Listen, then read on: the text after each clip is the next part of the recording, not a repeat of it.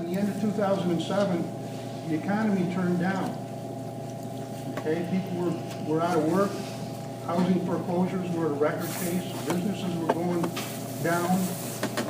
The school decides that at that point, they're going to start generating more capital for things that's on their wish list. This capital project that didn't get approved. Now, I think that money would have been better spent in people's pockets so that they could weather that downturn.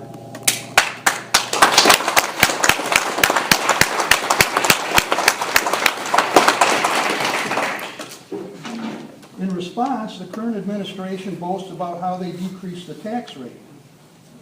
First of all, they didn't decrease the taxes that came into the school. They decreased the amount per thousand that was charged. If you look at the budgets, they actually spent $3.5 million. I'm sorry, they actually spent almost $2 million more from 2010 until now.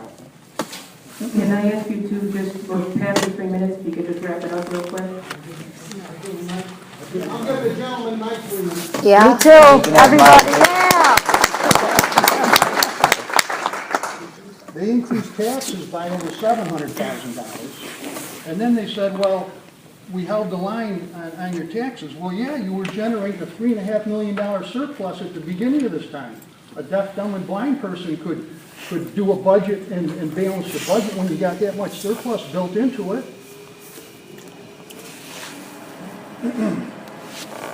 As a result of this overtaxation, the district spent money like drunken sailors, claiming world-class education. Wayne Central wants quality education. They want a good value for their dollar. But if you look in the parking lot, I see mostly Ford, Chevys, and Toyotas. I don't see a lot of Cadillacs, Lincolns, and Lexuses. Okay, we want a good value for our dollar. If we want a world-class education, we'll send our kid to a private school. Thank you, Mr. Lang. I'd like to give someone else a chance to speak. Thank you. Really? Great job, Rick. Good job. Go up and finish what you want to say. Dennis Landry, 365 Jacobs Yeah, Road. Frankie. Yeah, why don't you just say what you want to Longer say? than most of you guys have been. And I've been saying this for years now. We keep getting overtaxed. The decrease in our rate has nothing to do with what I'm paying in my tax. Every year I'm getting hit a little bit more. You take that $200 and $250 I got hit with last year, increase in my taxes to the school alone, 10 years, that's $2,500. Where does it stop? The other thing too is the budget goes up every single year. We were having reserves, building our reserves years ago, and the budget still went up, still went up. And it's going up again this year. Why? Why? Thank you. Any other public comment? You have to say your address. I'd like to. My name is Frank Ferrani. I live at 477 Whitney Road in Ontario. And I'm just going to finish out his last paragraph before he was interrupted and told to stop talking. The school board. Come on, Frank. It's almost free. You got 3 minutes to work with. The school board has time-consuming and thankless jobs, which has been made more difficult by being fed manipulative and misleading information. They have some important decisions to make in the coming weeks, and I hope that they keep two things in mind. First, they are elected by taxpayers and are Rick. Get out there and help them. Could you just whisper these in my ears? Fiduciary responsibility is to them, not the administration. Yeah. So cute. Second, in the last year's board election, all 3 incumbents were voted out due to the taxpayer discontent with the way the school district is being run. The recent audit confirms the communities believe in the school's problems and that there is another vote coming up soon. So I hope you all are very good in the election. That's all I have to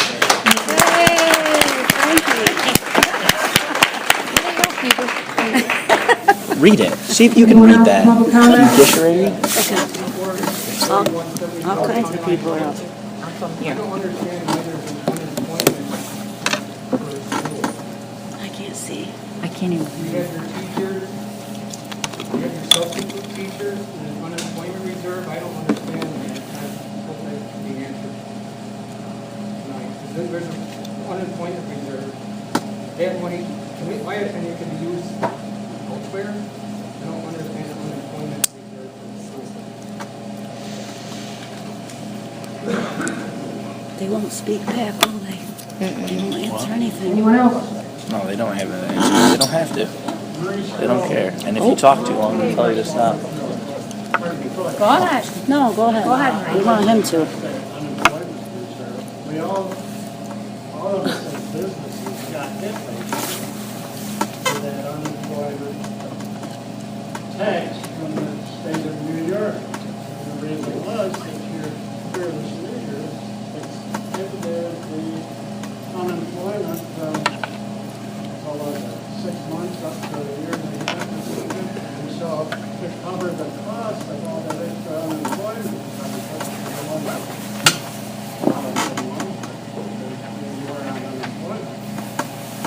we all got hit with that unemployment. And if your fiscal man here says financially about the reserve to carry that, and we get hit again, higher unemployment, actually, if I'm wrong.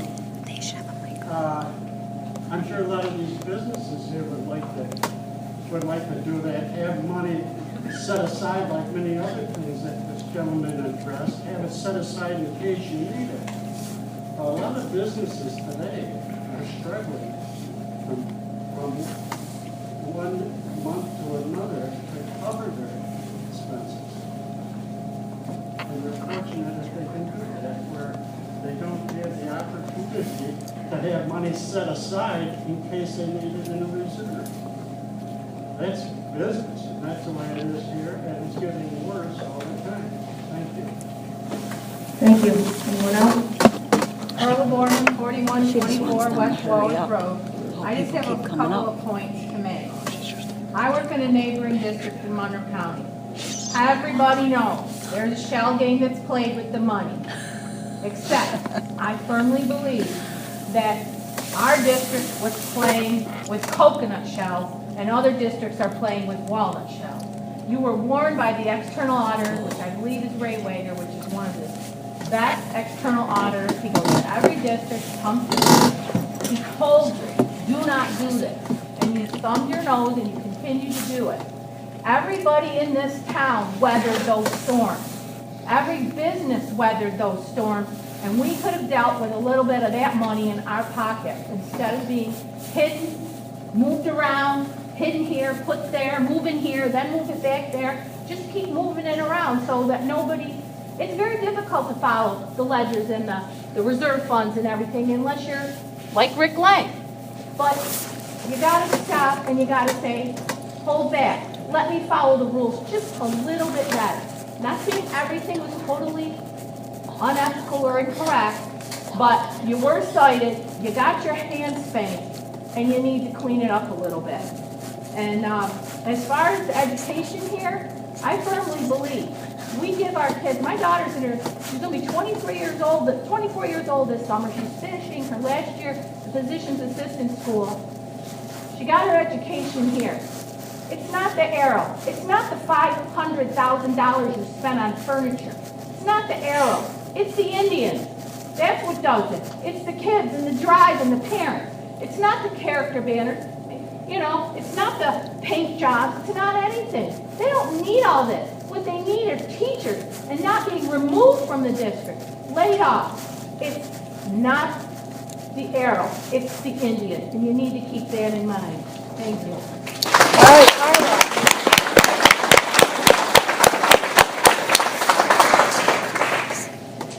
Hi, I'm Julie Granda. I live at 4235 Primrose Road. I'm very shy if you know me. This is big to talk in front of people. I'd like to express my concern with the fact that I feel you guys violated Ms. Eaton, Ms. Doyle, and Ms. Sawicki, their confidentiality, for naming them on your agenda. Going back to February 2012, no executive session has ever named employees. So I just think that's really wrong. These three teachers have served Wayne Central for a combined over 60 years. Why were they late? Because they're so Why these three ladies were mentioned by name for business that is conducted in executive session. All previous sessions, which I have, were listed as specific personnel. They do not list names.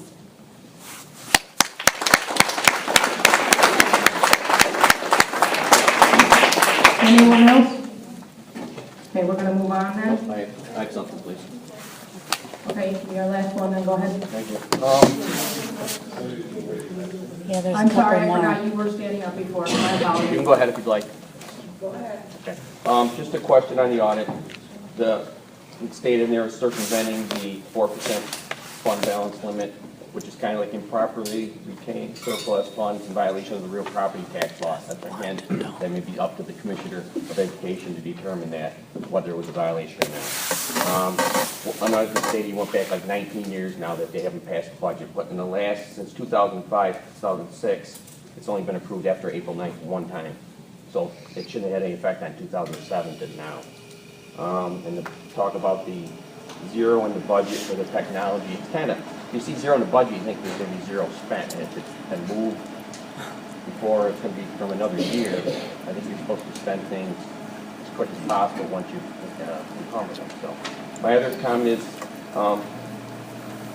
there's nothing on the website to tell people that you can become a board member. There's hardly anything on your website. I'd asked, I made 4 trips up here, I signed up, I'm signing up to be on the board, okay? Yeah. But it's out there, you have to come get it. Other schools, Marion puts it in the paper. Gananda, you can go online and print out what you need to be in there, to run for the board. So, being wanting to be on the board, I looked at some of the things I want to educate myself. Statement of government's role of a trustee or board member. I'm sure you've probably read this before, but I'll just hit some highlights.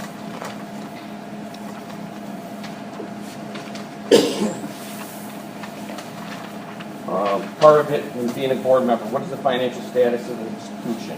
One of the most important issues you need to monitor is the financial status of your institution and whether its assets are being used for the accomplishment of the institution's mission. Scandals involving financial mismanagement of institutions have been identified in the past and represent a serious violation of public trust. As a trustee or board member, you should be aware of this institution's financial status. Among the things that you should request and examine are copies of periodic fiscal reports, including budget and actual revenue and expenses. Year-end financial statements. Duty of obedience. The trustee board member has a responsibility to ensure that the institution's resources are dedicated to the fulfillment of its mission. The member also has a duty to ensure that the institution complies with all applicable laws.